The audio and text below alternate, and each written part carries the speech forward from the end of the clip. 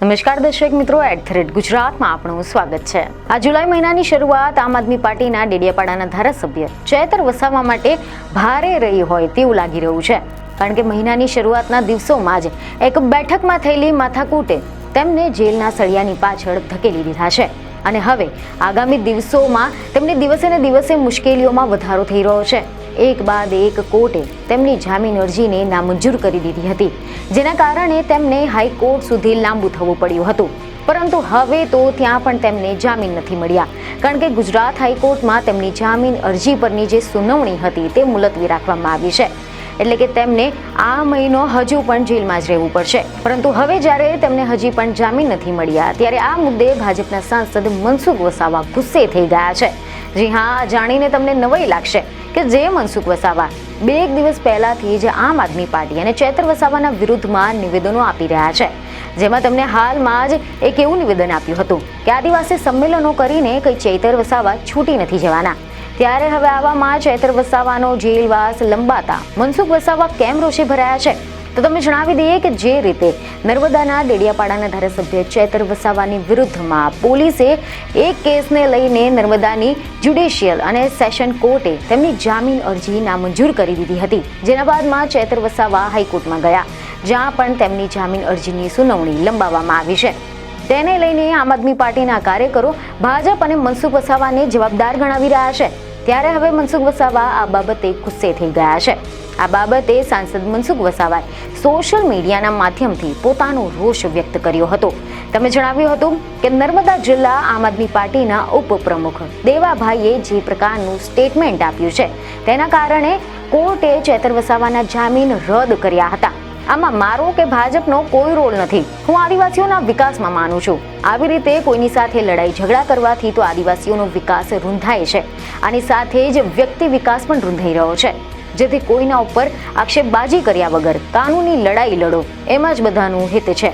આક્ષેપ મૂકીને અમને ખોટા સાબિત કરવાના પ્રયાસ કરશો અથવા તો મને જો ખોટી રીતે કોઈ છંછેડ છે તો હું ચૂપ નહીં બેસું। હું ઈંટનો જવાબ પથ્થરથી આપીશ।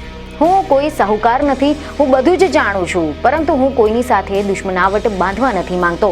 અને આની સાથે જ તેથી આપણે બધામાં જ આગેવાનોએ આદિવાસી સમાજનું હિત ક્યાં છે એ અંગે મંથન કરવું જોઈએ। મહત્વનું છે કે આ જુલાઈ મહિનાની શરૂઆતમાં ભાજપના તાલુકા પંચાયત પ્રમુખ સંજય વસાવા અને આમ આદમી પાર્ટીના ધારાસભ્ય ચૈતર વસાવાના કેસ મામલે ચૈતર વસાવાની મુશ્કેલીઓમાં સતત વધારો જોવા મળી રહ્યો છે, કારણ કે ગુજરાત હાઈકોર્ટમાં તેમને જામીન અરજી પરની જે સુનાવણી હતી તે હવે મુલતવી રાખવામાં આવી છે। તેમને હજુ પણ જેલમાં જ રહેવું પડશે। ગુજરાત હાઈકોર્ટે આગામી સુનાવણી માટે 5મી ઓગસ્ટ 2025ની તારીખ આપી છે તેવા અહેવાલો મળી રહ્યા છે। હવે આપણે એક નજર કરીશું એના પર કે શું છે આ આખો મામલો। અહેવાલ એવા મળી રહ્યા છે કે 5મી જુલાઈ 2025ના રોજ ડેડિયાપાડામાં તાલુકા સંકલનની બેઠક યોજાઈ હતી અને આ બેઠક દરમિયાન ભાજપના તાલુકા પંચાયત પ્રમુખ સંજય વસાવા અને આમ આદમી પાર્ટીના ધારાસભ્ય એટલે કે ચૈતર વસાવાની વચ્ચે બોલાચાલી થઈ ગઈ હતી, જેના બાદમાં ચૈતર વસાવાની સામે સંજય વસાવાએ એવી પોલીસ ફરિયાદ કરી હતી કે ચૈતર વસાવાએ સંજય વસાવા પર મોબાઈલ ફોન અને કાચનો ગ્લાસ ફેંક્યો હતો, જેથી સંજય વસાવાની ફરિયાદના આધારે પોલીસે આ ફરિયાદના આધારે ગુનો નોંધીને ચૈતર વસાવાની ધરપકડ કરી હતી અને તેમની ધરપકડ કરીને તેમને વડોદરાની સેન્ટ્રલ જેલમાં મોકલવામાં આવ્યા છે। જેના બાદમાં એવા અહેવાલો મળ્યા કે આ કેસમાં ચૈતર વસાવાને સૌ પ્રથમ તો રાજપીપળાની કોર્ટમાં હાજર કરવામાં આવ્યા હતા અને એ દરમિયાન ચૈતર વસાવાના વકીલ અને તેમની સાથે ગોપાલ ઇટાલિયાને પોલીસે રોક્યા હતા, જેના કારણે પોલીસ અને વકીલની વચ્ચે તૂતુમેમે સર્જાઈ ગઈ હતી, જેથી કોર્ટની બહાર પણ મોટી સંખ્યામાં તેમના સમર્થકો એકઠા થઈ ગયા હતા અને આના કારણે ભારે હોબાળો પણ થયો હતો।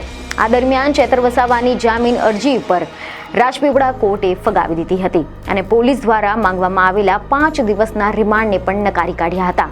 આ કેસને લઈને નર્મદાની જ્યુડિશિયલ અને સેશન કોર્ટે પણ જામીન નામંજૂર કરતા ચૈતર વસાવા હાઈકોર્ટમાં ગયા હતા, પરંતુ હાઈકોર્ટના દ્વારે ગયા બાદ પણ ચૈતર વસાવાને રાહત નથી મળ્યા।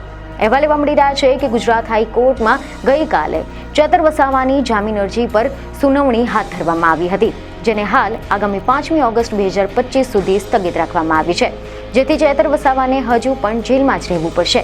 ત્યારે આગામી સુનાવણી માટે ચૈતર વસાવાના વકીલે પણ હાઈકોર્ટમાં જામીન માટે પૂરેપૂરો પ્રયાસ કરવાની વાત કહી હતી। તો બીજી તરફ નર્મદા જિલ્લાના ડેડિયાપાડામાં આમ આદમી પાર્ટીના ધારાસભ્ય ચેતર વસાવાના જામીન મામલે રાજકીય ગરમાવો હવે ચરમસીમાએ પહોંચી ગયો છે. કારણ કે હવે ચેતર વસાવાના સમર્થનમાં દિલ્હીના પૂર્વ મુખ્યમંત્રી અરવિંદ કેજરીવાલ અને પંજાબના મુખ્યમંત્રી ભગવંત માન મેદાને આવ્યા છે. આ બંને રાષ્ટ્રીય નેતાઓ 24મી જુલાઈએ ડેડિયાપાડાની મુલાકાત લેવાની જાહેરાત કરી હતી, જેના બાદમાં આમ આદમી પાર્ટી અને ભાજપની વચ્ચે શાબ્દિક યુદ્ધ શરૂ થઈ ગયું છે. ભાજપના સાંસદ મનસુખ વસાવાએ આના અગાઉ આમ આદમી પાર્ટીના નેતાઓ પર આકરા પ્રહાર કર્યા હતા અને સ્પષ્ટ શબ્દોમાં જણાવ્યું હતું કે ડેડિયાપાડામાં આદિવાસી સંમેલન યોજવાથી ચેતર વસાવાની જામીન નહીં મળે. કેજરીવાલને કાયદા અને કાનૂનનું ભાન હોવું જોઈએ. અધિકારીઓની હાજરીમાં ચેતર વસાવાએ સંજયભાઈ પર હુમલો કર્યો હતો, જેથી ફરિયાદ દાખલ થઈ છે અને ચેતર વસાવાની ધરપકડ કરવામાં આવી છે. ચેતર વસાવા લોકોનું ટોળું ભેગું કરીને આવા કૃત્યો કરે છે, પરંતુ કાયદો બધા જ માટે સરખો છે. મનસુખ વસાવાએ તો એમ પણ કહ્યું હતું કે આમ આદમી પાર્ટીની આ સભાથી કોઈને કોઈ ફરક નથી પડવાનો.